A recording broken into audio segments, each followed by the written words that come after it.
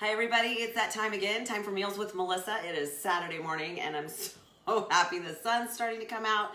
The snow's going away. It's just, it just makes me feel so much better. I love this time of year. So I have a really great one. You know, I don't know about you, but one of my favorite meals is breakfast. It just is. Now, of course, if you're like me, you can eat breakfast any meal of the day. It does not have to be the first thing in the morning. But you know, I love pancakes. It's one of those things I discovered pretty quickly, probably because it's just a lot of carbs. And when you compete, you can't really have pancakes. So today we're coming up with a much healthier version, something that you can have that's not going to raise your blood sugar. The benefit here too, so this is, I have to tell you some backstory here. My mother-in-law used to make these, she called them German pancakes. They've also been called Dutch babies, Puffy Pancakes, you name it. It's been called multiple things, but however you look at it, it's just a form of pancake, which is awesome. But this is a much healthier version. And puffy, because that's exactly what they do. They puff up in the oven, they taste great, and this is super, super easy to make. Now, just like normal, I'm making a half batch. I actually have one in the oven currently so you can see what it looks like when it comes out of the oven. They're all puffy and wonderful. And I'm gonna tell you some things you can do to top them that are actually healthier versions instead of syrup. Now, I know I have a lot of people that say, well, how about like pure maple syrup, right? That's a natural product. That should be a healthier version, or even honey. And while, yeah, that's better than refined sugar itself, it's still going to raise blood sugar. So it really depends on what your goals are at the moment. And, you know, if you have some insulin resistance or metabolic disorders going on, might not be your best option when it comes to topping this. So we've got some great options for that. So the first thing I'm going to do is I'm going to take my casserole dish. Now, because I'm halving the recipe, not per usual, I'm just using an 8x8. So it doesn't, the recipe calls for a 9x13.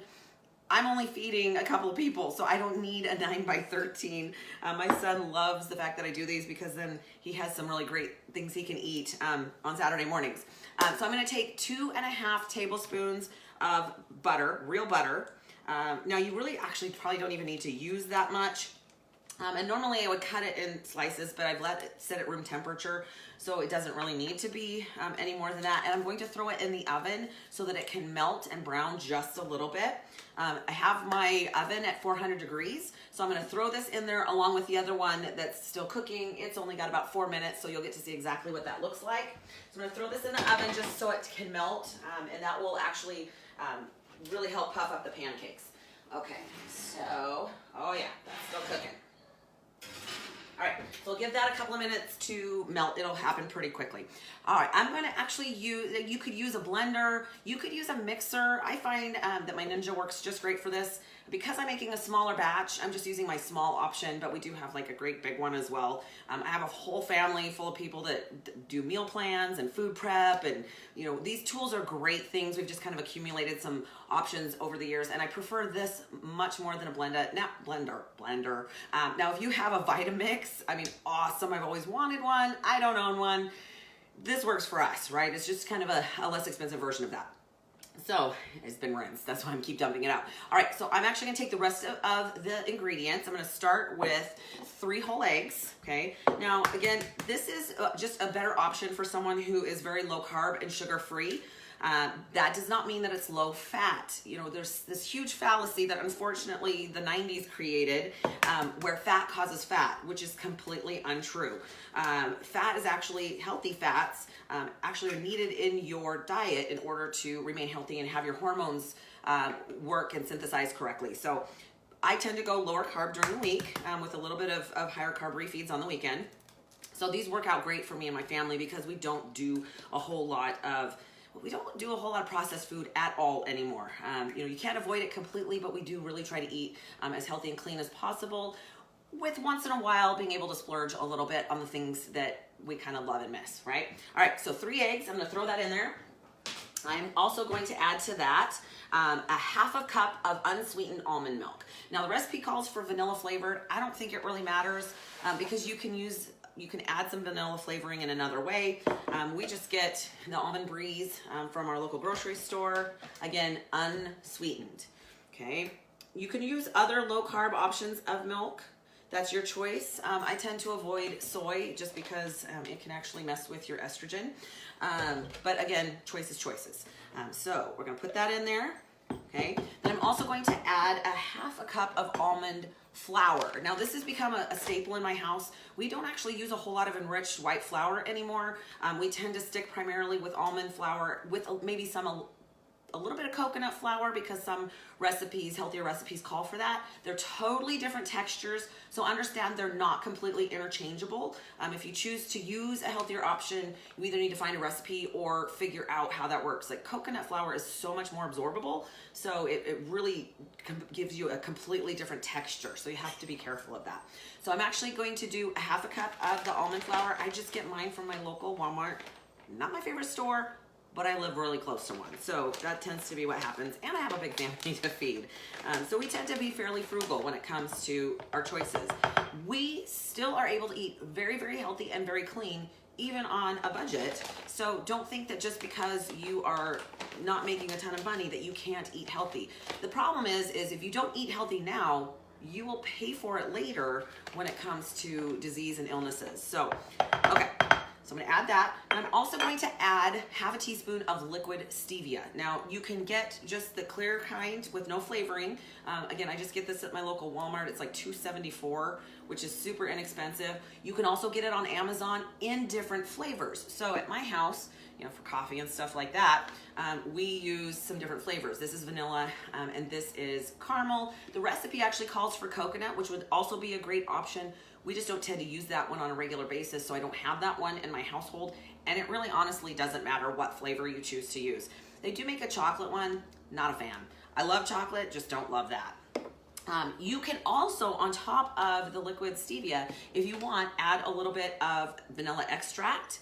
You could add some cinnamon to the actual batter or on top, or top it with that. Okay, I'm gonna check my one that's in the oven right now because my timer's going off. Let me see if it's done.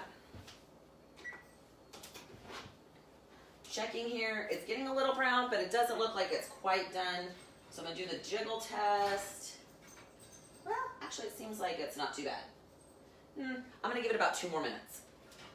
I want it to be nice and browned on top, and I definitely don't want any jiggle left to it because I want it to be cooked all the way through.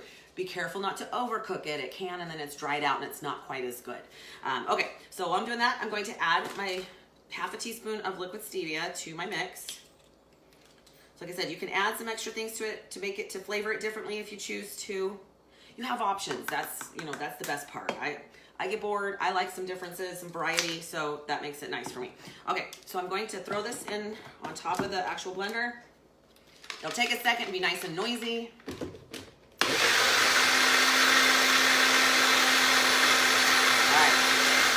Perfect. Now I'm going to take out my butter that's already in the oven melting, and I'm going to pour that right on top.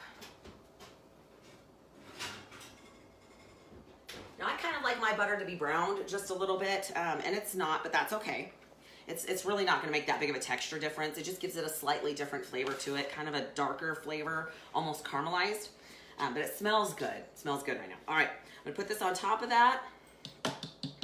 Actually, I think I am going to add just a little bit of vanilla to this, just because I just want a little bit of a different flavor. And I'm just going to eyeball it.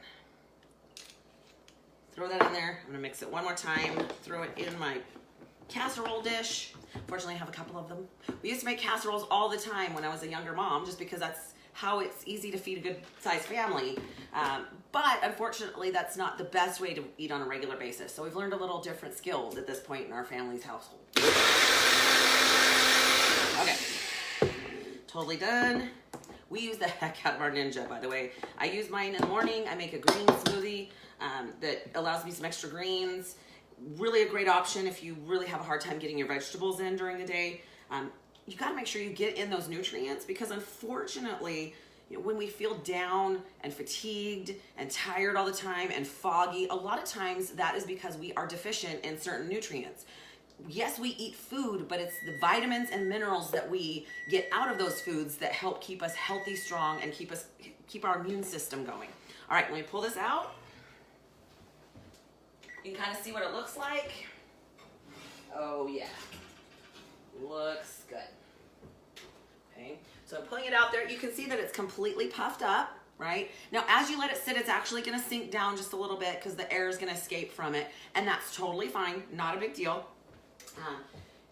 You know, you could top that with a little bit of the powdered, I can't think what it's called, confectioners, Swerve. However, I'm hearing back from people that erythritol is giving some people some pretty intense digestive distress. Sugar alcohols can do that. It can actually mess with your gut bacteria. It can cause some bloating and actually some pains in your gut system. So be careful about using too much erythritol. It definitely can throw some things off. But if you wanted to do maybe just a little bit of a sift of a powdered sugar on it, might be a great idea. I'm gonna throw this in the oven here really quick, and then we'll finish talking about what other things that we can top this with. So we'll get the second batch in there. Like I said, my son's gonna be super happy. He's got breakfast now. All right, throw that in there. So the last one I actually put in there for about 17 minutes. It calls for about 15. Setting the timer. Perfect. It calls for about 15, but like I said, kind of do the jiggle test, see if it moves. If it looks like it's not quite solid in the middle, you might not need to leave it in there for another couple of minutes. Okay, so things you can top it with that are great options. I am a huge fan of almond butter, not gonna lie. And I've had to train myself to not get the super sweet stuff with all the flavors, like the chocolate coconut almond butter that you can find even at health food stores, because unfortunately it has a lot of added sugar.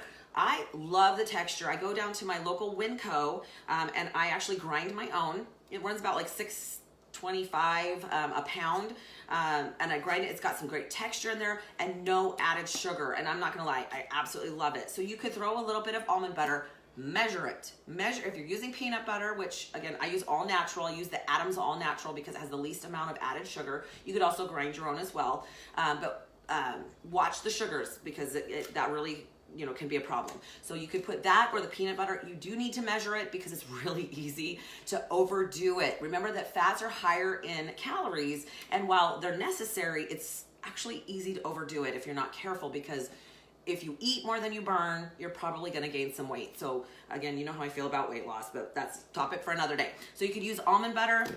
Another great option is you can make your own whipped cream. It is not that difficult and it can be completely sugar and carb free. I use heavy whipping cream for a lot of things. You could put some heavy whipping cream with some flavored stevia drops and even a little bit of vanilla extract and just whip it until it's nice and thick, and put that on top. It'll give it a nice texture. You could use a little bit of sugar-free syrup. Now I'm careful with that because although it is sugar-free, it does contain sucralose, I believe. I'm double checking here. Well, this one contains phenylalanine, but it does still contain some sugars, and it definitely has sugar alcohol. So be careful with that. Well, it says no sugar, but sugar alcohol. Again, that can actually cause you some digestive distress. What I mean to say is it does have carbohydrates in it. So if you're going keto or super, super low carb, you have to pay attention to that. But that's not a bad option. The other one that I like to use at my house, now again, I use this a little bit here and there because I'm not a big fan of sucralose, but we do tend to use a little bit of sugar-free caramel syrup like you would put in coffee. You notice we have a little pour tip on there, probably because we use it. But again, this does have Splenda, which is sucralose, which can spike blood sugar. Although it is supposedly calorie-free, unfortunately, that's not entirely true. So please use that with caution. But it definitely gives you some options in order to make that pancake taste super awesome. So hopefully that helps. Oh, so bake 15 minutes until no jiggle. I think we got it all. Boop, boop, boop. All right, I will include the recipe down below. You guys, if you have questions, comments, concerns, please either leave a message or a comment down below, or you can message me through Facebook Messenger. I do respond, ask people. I'm trying to help people live a healthier lifestyle, make it simple, uncomplicated, because I just don't do complicated at this point in my life. Or if you have a recipe that you think would be great to share, let me know. I get my best ideas from you guys. So hopefully that helps you to have a great breakfast idea. Until next weekend, that's Meals with Melissa, guys. Have a great weekend.